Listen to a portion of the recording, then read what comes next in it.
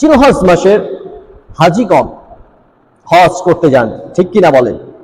জিলহজ মাস এমন একটি মাস, আচ্ছা বলুন তো, আরবি ক্যালেন্ডার অনুযায়ী আরবি বছরের সর্বশেষ মাস কোনটি? সর্বশেষ মাস আরবি ক্যালেন্ডার অনুযায়ী বছরের সর্বশেষ মাস কোনটি বলেন? জিলকদ মাস না, জিলহজ মাস। সর্বশেষ মাস হচ্ছে জিলহজ মাস।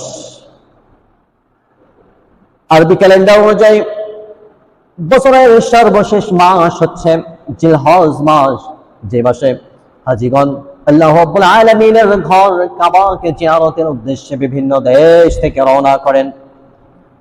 সৌদি আরবে মক্কা মদিনায় রওনা করেন আল্লাহ রাব্বুল আলামিনের হুকুম পালনের জন্য, কাবা ঘর জিয়ারতের জন্য, নবীজির রওজা মুবারক জিয়ারতের জন্য। যে মাসটিতে হাজিগণ রওনা করেন সেই মাসটির নাম হচ্ছে জিলহজ মাস। সেই মাসটির নাম জিলহজ মাস। এই মাসের 8 তারিখে হাজিগণ মক্কা থেকে মিনায় রওনা করেন। 8 তারিখ হচ্ছে ইয়াউমুত তারবিয়া, অর্থাৎ পানি পানের দিন। পানি পানের মাধ্যমে হাজিগণ হজের আনুষ্ঠানিকতা শুরু করেন এবং 9 জিলহজ ইয়াউমুল আরাফা, আরাফার দিন, এই দিন হাজিগণ আরাফার ময়দানে অবস্থান করেন এবং তাসবিহ, তাহলিল, জিকির আজকার আল্লাহ রাব্বুল আলামিনের রজামন্দি হাসিল করার জন্য তিনারা সেখানে অবস্থান করেন। আল্লাহ রাব্বুল আলামিনকে খুশি করার জন্য সেখানে জিকির আজকার করতে থাকেন।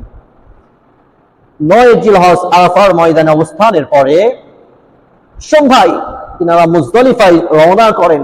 সেখানে গিয়ে মুজদালিফায় মাগরিব এবং ইশা মওজুদাইন, এই 2 ওয়াক্তের সালাত একত্রে আদায় করেন। ইশার সালাতের কসর করেন এবং মাগরিবের ফরজ সালাত আদায় করেন। এরপর রাত্রিতে মুজদালিফায় অবস্থান করেন। এরপর 10 জিলহজ হাজিগণ মিনায় রওনা করেন। মিনাতে যাওয়ার পরে সেখানে তিনারা জামরাতে কঙ্কর নিক্ষেপ করেন, মাথা মুন্ডন করেন, কুরবানি হাদি জবাহ করেন, সাফা মারওয়া তাওয়াফ করেন। তিনারা জামরাতে 3 জায়গায় কঙ্কর নিক্ষেপ করেন, যে 3 জায়গায় শয়তান যখন নাকি হযরত ইব্রাহিম আলাইহিস সালাতু ওয়াস সালাম স্বীয় পুত্র ইসমাঈল আলাইহিস সালাতু ওয়াস সালামকে নিয়ে কুরবানি করার উদ্দেশ্যে রওনা করছিলেন, সেই সময় শয়তান এসে মিনার জামরাতে পথ আগলে দাঁড়ালো। শয়তান প্রবঞ্চনা দেওয়া শুরু করলো। তখন সেখানে হযরত ইব্রাহিম আলাইহিস সালাতু ওয়াস সালাম শয়তানকে পাথর নিক্ষেপ করেছিলেন। 3 জায়গায় শয়তান পথ আগলে দাঁড়িয়েছে। হযরত ইব্রাহিম আলাইহিস সালাতু ওয়াস সালাম 3 জায়গায় শয়তানকে কঙ্কর নিক্ষেপ করেছেন, পাথর নিক্ষেপ করেছেন। হাজিদেরকে আজও সেই 3 জায়গায় 7টি করে কঙ্কর নিক্ষেপ করতে হয়, শয়তানকে পাথর মারতে হয়।